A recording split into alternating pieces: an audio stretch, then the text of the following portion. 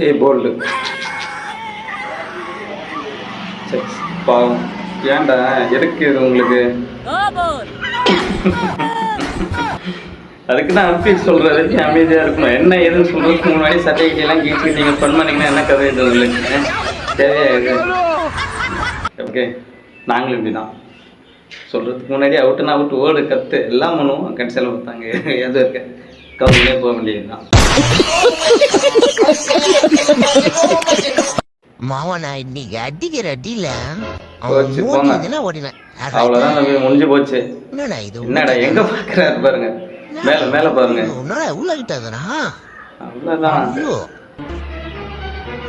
அவரோட எக்ஸ்பிரஷன் பாருங்களா, பயங்கரமா கொடுத்துருக்காரு. சூப்பர் மச்சி. நீ அவன் ஊர்ல சண்டை போட போற, இவன் ஊர்ல சண்டை போட போனாரே.